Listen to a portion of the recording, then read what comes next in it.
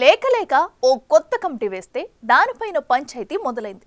తెలంగాణ బీజేపీలో కొత్త కమిటీల్లో పదవులు ఇచ్చుకున్నారా, పంచుకున్నారా? ఈ నూతన కమిటీల కూర్పులో అధ్యక్షుడు రామచంద్రరావు తన మార్క్ చూపించారా, లేక వీటిలో ఆ ఇద్దరి కీలక నేతల హవారీ కొనసాగిందా? ఆ ఇద్దరి కోసమే రాష్ట్ర కమిటీ కూర్పు జరిగిందా? కమిటీల కుర్రి కమలం పార్టీని ఏం చేయబోతుంది? మొన్నటిదాకా అధ్యక్షుడి పంచాయతీ, ఇవాళ కమిటీ పంచాయతీ, రేపు ఏ పంచాయతీ రాబోతుందనే భయాందోళనలు కమలం పార్టీ వర్గాలు ఉన్నాయట. ప్రస్తుతం రాష్ట్ర బీజేపీలో పరిస్థితులు చూస్తుంటే అలాగే కనిపిస్తున్నాయి. సరే, అది అలా ఉంచితే ఎట్టకేలకు బీజేపీ కొత్త స్టేట్ కమిటీని ప్రకటించింది. 3 ప్రధాన కార్యదర్శులు, 8 మంది ఉపాధ్యక్షులు, 8 మంది కార్యదర్శులు, కోశాధికారి, సహాయ కోశాధికారి, చీఫ్ అధికార ప్రతినిధితో పాటు 7 మోర్చాలకు అధ్యక్షులను ప్రకటించింది నాయకత్వం. ఇందులో 11 మంది ఓసీలు, 7 మంది బీసీలు, ఓఎస్టీ, 3 ఎస్సీలున్నారు. ఈ కమిటీలో 6 మహిళలకు చోటు కల్పించారు. ఇక్కడ దాకా బాగానే ఉన్న ప్రకటించిన కమిటీపై సొంత పార్టీలోనే విమర్శలు వ్యక్తమవుతున్నాయట. పార్టీ లెక్కల ప్రకారం ప్రస్తుత కమిటీలో 40% పాతవారికి, 60% కొత్త వారికి ఇవ్వాలని నిబంధనలున్నాయి. కానీ ప్రకటించిన జిల్లా కమిటీలో ఆ నిబంధనలేవీ ఇంప్లిమెంట్ అవ్వలేదని పలువురు నేతల నుంచి, పార్టీ క్యాడర్ నుంచి అసంతృప్త గళాలు బలంగా వినిపిస్తున్నాయట. జిల్లాల కమిటీలో పాతవారిదే పైచేయిగా ఉంది. తాజాగా ప్రకటించిన రాష్ట్ర కమిటీలోనూ పాత నేతల హవా కొనసాగిందని టాక్ నడుస్తోంది. బీజేపీ ప్రకటించిన కొత్త రాష్ట్ర కమిటీతో పాటు 7 మోర్చాల అధ్యక్షులను కలుపుకుంటే 29కి చేరుకుంటుంది. 29 మంది ఉన్న కమిటీలో 12 మంది సికింద్రాబాద్ నుంచే ఉండడం ఇప్పుడు పార్టీలో పెద్ద దుమారమే లేపుతోంది. అంతేకాదు, ఇది రాష్ట్ర కమిటీనా, సికింద్రాబాద్ కమిటీనా అంటూ ప్రశ్నిస్తున్న వారు ఉన్నారు. పార్టీ నుంచి బయటకు వెళ్లిన రాజాసింగ్ లాంటి వారైతే ఏకంగా అది కిషన్ రెడ్డి కమిటీనా, లేక రామచంద్రరావు కమిటీనా, అసలైన బీజేపీ కమిటీ ఏది అంటూ ఫైర్ అవుతున్నారు. కేవలం సికింద్రాబాద్ లో ఉన్నవారి బీజేపీనా, గోషమహల్లో ఉన్నోళ్లు బీజేపీ కాదా, హిందూ బిడ్డలు కారా, కాషాయ జెండా ఎత్తుకునే కార్యకర్తలు ఎవరూ గోషమహల్లో కనిపించలేదా అంటూ నిలదీశారు. Bharatiya Janata party Telangana state committee మీరు డిక్లేర్ చేసినారు. ఆ స్టేట్ కమిటీలో నేను కొన్ని వ్యక్తులని నేను ఐడెంటిఫై చేసినాను, వాళ్ళకి నేను గుర్తు కూడా పడతా. దాదాపు ఆ కమిటీలో 10 నుంచి 12 మంది ఒకటే పార్లమెంట్ నుంచి ఉన్నారు. ఆ పార్లమెంటు ఏంటంటే సికింద్రాబాద్ పార్లమెంట్ నుంచి 10 నుంచి 12 మందికి మీరు ఒకటే పార్లమెంట్ నుంచి పదవులు ఇస్తున్నారు. అదేవిధంగా మళ్ళా రూరల్ అవసరం లేదా, అక్కడ ఎంతమందికి ఇస్తున్నారు పోస్టులు? నేను మా కార్యకర్తల గురించి నేను మాట్లాడుతున్నాను. అసలు ఇది రామచంద్రరావు గారు వేసిన కమిటీయా, లేక మా కిషన్ రెడ్డి గారి ఆదేశం పైన కమిటీ వేసినారా? ఇదే కదా నా క్వశ్చన్. ఇంకా నా క్వశ్చన్ ఏముండే, దాంట్లో ఏం తప్పు ఉండే మీరు చెప్పండి. అంటే బీజేపీ గవర్నమెంట్ రావాలని నాలాంటి చాలా మంది కార్యకర్తలు అనుకుంటున్నారు, కానీ మీరు అనుకుంటలేరా?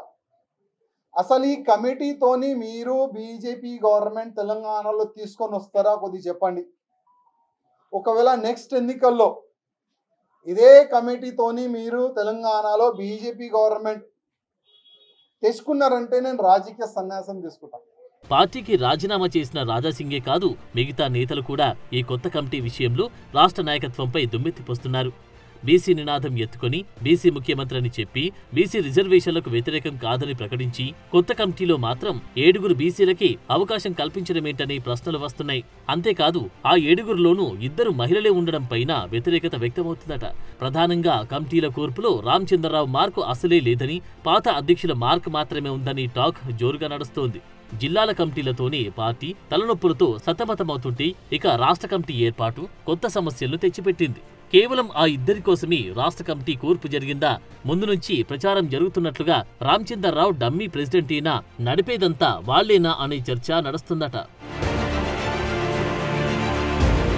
డీకే అరుణ, ధర్మపురి అరవింద్, ఈటెల రాజేందర్ నుంచి వ్యక్తమైన అసహనాలు కూడా నిజమేనా అన్న ప్రశ్నలు ఉత్పన్నమవుతున్నాయట. ఇటీవలి కాలంలోనే పార్టీలో, పార్టీ పదవుల్లో తమకు ఎలాంటి చోటు లేదని ఈటెల వర్గం పెద్ద ఎత్తున వ్యతిరేక గలం విప్పిన పరిస్థితులున్నాయి. అవి ఇప్పటికీ కొనసాగుతున్నాయి. అంతేకాదు, రామచంద్రరావు ప్రెసిడెంట్ అయ్యాక మహబూబ్ నగర్, ఖమ్మం, నల్గొండ, కరీంనగర్, నిజామాబాద్, ఆదిలాబాద్, మెదక్, వరంగల్ లాంటి ఉమ్మడి జిల్లాలో కీలక నేతల మధ్య విభేదాలు బగ్గుమన్న సందర్భాలున్నాయట. ఏకంగా రాష్ట్ర అధ్యక్షుడి ముందే బాహాబాహికి దిగిన పరిస్థితులున్నాయి. ఇంత జరుగుతున్న కీలక నేతల ఆలోచనలు అభిప్రాయాలను పట్టించుకోకుండా వార్ వన్ సైడ్ అన్నట్లు రాష్ట్ర కమిటీని ప్రకటించడం పట్ల మరోసారి కీలక నేతల మధ్య ముసలం పీక్ స్టేజ్ కి చేరే అవకాశాలున్నట్టు టాక్ నడుస్తుందట. అయితే కొత్త కమిటీలో ఒకరిద్దరు పాత కమిటీ సభ్యులకి మళ్లీ అవకాశం ఇవ్వడం మినహాయిస్తే మెజారిటీ కొత్త ముఖాలే ఉన్నాయి. అయినప్పటికీ పార్టీకి సంబంధించిన పాత వారి ఎక్కువగా ఉన్నారు. కొత్తగా చేరిన వారికి పూర్తిగా అన్యాయం జరిగిందని టాక్ నడుస్తోంది. అంతేకాదు ఆ ఇద్దరు నేతల ఇష్టానుసారమే కమిటీ కూర్పు జరిగిందని, వారికి సంబంధించిన వారికి కమిటీలో అవకాశం ఇచ్చారని రామచంద్రరావు మార్కు ఎక్కడా లేదనేది ఇప్పుడు బీజేపీలో రచ్చలేపుతుందట. పార్టీ కోసం పనిచేస్తున్న వారికి అవకాశం ఇవ్వకుండా పాకులాడి వారికి పదవులివ్వడం పట్ల తీవ్ర అభ్యంతరం వ్యక్తమవుతుంది. కేవలం ఒకరిద్దరి నేతలకు పెద్దపీట వేసి మిగతా వారికి మొండి చేయి చూపడం పట్ల పార్టీలు పొమ్మనలేక పొగబెడుతున్నారనే చర్చ ఇటు పార్టీలోనూ అటు పొలిటికల్ సర్కిల్స్ లోనూ జరుగుతుంది. నిత్యం పంచాయతీలతో సతమతమవుతున్న రాష్ట్ర బీజేపీ ముందున్న సవాళ్లను ఎలా ఎదుర్కొంటుందనేది ఆసక్తిగా మారింది. జిల్లా కమిటీల కూర్పులో ఆ ఇద్దరు ఎంపీలను మినహాయిస్తే మిగతా ఏ ఒక్క ఎంపీ ఎమ్మెల్యేల అభిప్రాయాలను రాష్ట్ర నాయకత్వం లెక్క చేయలేదని చర్చ జరుగుతోంది. దాంతో జిల్లా అధ్యక్షుడితో పాటు కమిటీలను మార్చాలనే రచ నడుస్తోంది. కొత్త రాష్ట్ర కమిటీలోనూ ఏ ఒక్క ఎంపీ ఎమ్మెల్యేల అభిప్రాయాలను అభ్యర్థనలను లెక్క చేయలేదని టాక్ వినిపిస్తుందట. ఇలాగైతే తమను నమ్ముకున్న వారికి న్యాయం చేయలేమనే అసహనాలు బీజేపీ ఎంపీ ఎమ్మెల్యేల నుంచి వ్యక్తమవుతున్నాయనే చర్చ జోరుగా నడుస్తోంది.